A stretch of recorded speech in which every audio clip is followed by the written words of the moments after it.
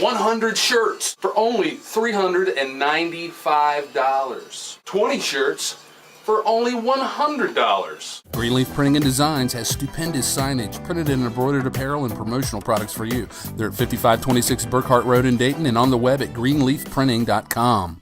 I'm here with Professor Geoff Owens, am I correct? You can call me Geoff Owens or Jeffrey Owens. Okay, and you are a... Yes, I'm an associate professor of cultural anthropology in the Department of Sociology and Anthropology at Wright State University.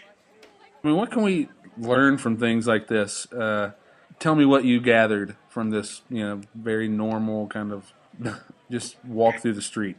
It's an urban street celebration, and what struck me sort of by looking at, sort of ordinary people who were sort of interacting,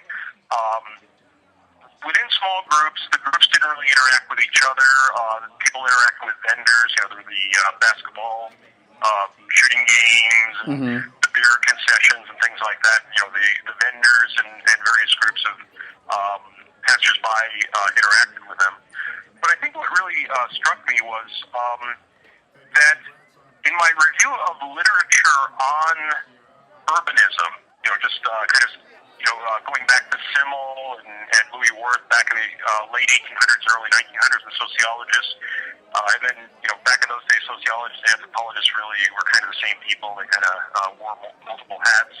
But anyway, they wrote about life in the city in Europe and the U.S. in the early 20th century, and they said that urban life was nervous and frenetic, and people pass in the street when they have a transaction. It's a very economic. You slap down your money, you make your deal, then you part company from each other, and you may or may not see each other again for a very long period of time. In some ways, they often were sort of alarmed that urban life, as people were moving from the country to the city, sort of damaged people. That this was sort of a new way of thinking. That they were frenetic, that it was a nervous condition, and overall kind of a bad thing. And the opposite, sort of where anthropologists became the expert, would have been on the country life. Living in either a very small town or maybe in a rural area. In a situation like that, the assumption always was that, of course, you knew everybody's business. The barber and the butcher, the baker, and the candlestick maker were all people who you knew very well, that you've been interacting with your entire life. You might even be closely related to everybody that lives in your community or settlement. And it's good in that these are long-term, very stable relationships, very intimate ones. But it could also be bad because, of course, there's no secrets. There's no, you are stigmatized or ostracized or something like that. You had no recourse. There was, people didn't want you around. You had no alternative. You versus the community. Yeah, exactly. And later on, though, for example, in the Chicago school, people began to wonder if maybe the city wasn't so bad. After all, a lot of people were moving there in the 20th century in the U.S., and that maybe it also represented sort of freedom and liberation. And of course, the city lights, you got to, meet people different from those you grew up with and had interacted with all your life. So you have opportunities to see people different from yourself. You can, the other thing you have is freedom of choice. If you interact with somebody, have a relationship in the city, and you end up not liking that person, or that person, feels that you are not to their liking, you can part company and seek out somebody else and keep seeking somebody else out until you find the person that you relate to, that you hit it off with, as it were. And so they began to think, well, maybe it's not a nervous condition, maybe it's not neurosis, but rather urban life itself can be sort of liberating. And I think one of the things that makes this really relevant to Dayton is that Dayton is kind of a city of suburbs.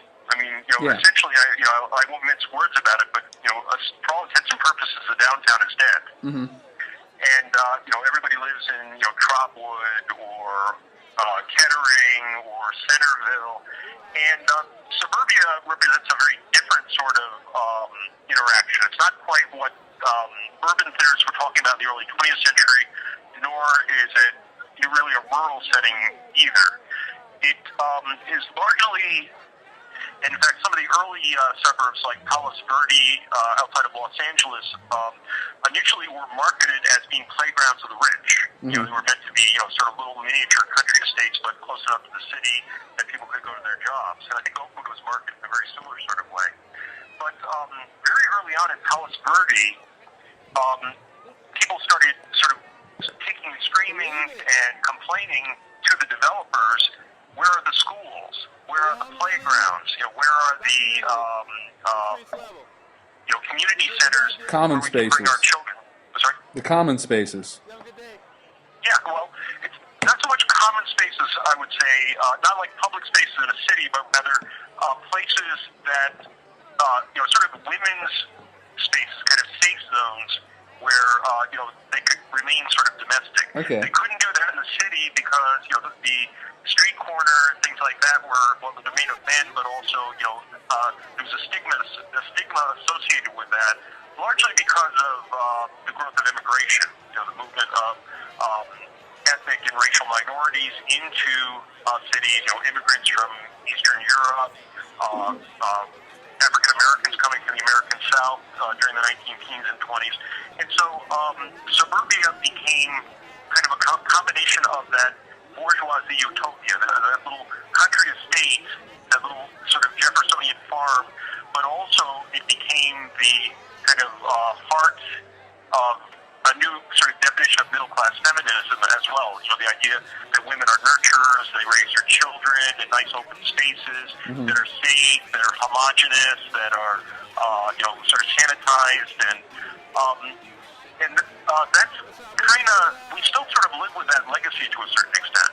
Okay. And when I look at this footage that, of this public event, what I see are groups of people. I see, African Americans, side by side with non-African Americans, or even mixed groups, people interacting, people, sometimes there's not a lot of interaction between the little groups, but you do occasionally see somebody break off and see somebody else who is familiar.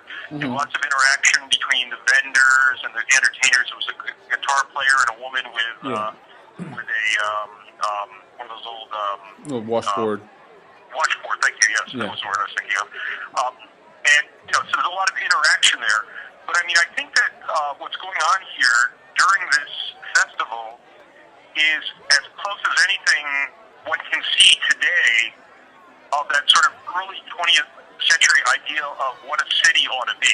Not a suburb, not a rural countryside, but really this is kind of what people of the early 20th century in America really were seeking out or were attracted to, that they went in such large numbers into the city. That it's a space where, where different groups of people can mingle side by side. If they wish to interact, that's their free choice. If they wish to sort of pass by and not, make eye contact or whatever, they have the freedom to make that choice as well. You can be very mainstream. You can, fill your face up with piercings and tattoos, and generally people won't give you a second look. You can show off your tattoos and, wear whatever you like, and you're not going to be judged in the same. I mean, you can certainly, perhaps people will judge you if you dress, very outlandishly, but you don't care. It's very different than, say, walking into your work. Yeah, and there's not a communal judgment nearly as much as in small communities either. Yeah. But I think you're just not able to be.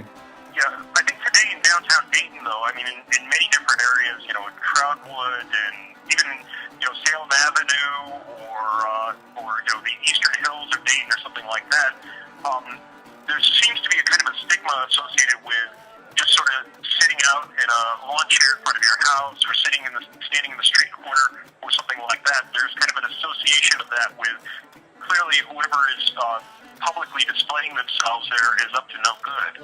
Mm-hmm. But in this kind of environment, it's okay to mingle and loiter and just sort of stand there. I'm looking at some footage about 13 minutes in, a couple guys just kind of standing there chatting with each other. Something that you would not see outside of this particular environment. Or at least you would see it, but you would not in this environment, you wouldn't bat an eye to it. So these festivals, you think, are community strengtheners? I would argue yes. I think that while you don't see an awful lot of mingling between the little groups that are sort of passing through these, I think just the fact that people can share the street very peacefully without too much jostling or rudeness and things like that is a very hopeful sign. And that perhaps with time, with more opportunities similar to this, that perhaps those little groups will sort of branch out and interact with others. And that brings me to the next question. There's a lot. These festivals all seem to be really successful. Whether it's the African American Heritage Festival, Hispanic Heritage Festival, Celtic Festival, and you see a lot of different folks. Do you see that portending as a desire in America to move back to a city center where there is community without judgmentalism? I believe so. I suspect that's what's going on, because I think that over the last 2 centuries, we've transformed from being a rural country to an urban one. And so by the mid-19th century, I think that was kind of the tipping point where it was predominantly a rural industrial society. But then I think that in some ways, suburban life comes at a cost itself. That that sense of community, of public spaces, is sacrificed in favor of the idea of having property relationships. We think of that as being good. If you own your own house, then you're going to take care of it. You're going to be kind of considerate of others, as opposed to people living in a city, for example, where they have no stake in the environment, will throw garbage and deal drugs on the street and break windows, and that's kind of the stereotype. But I think that comes at a cost of a sort of sense of community, either the rural community in which sort of you have that very close intimacy with a very small number of people that you get to know really well, or with that sort of free choice kind of intimacy, or that free choice kind of interaction that you get living in a truly urban space, where you can seek out people with whom you're compatible and choose of your own free will to interact with them, or if you don't get along, to move on and seek out somebody else. And I think that that's what people may be seeking, longing for in this environment. I think too, it reminds me a little of the Second Street Market as well. People spend a lot of time, sort of just walking up and down a relatively small and very confined space, but it seems to be extremely popular.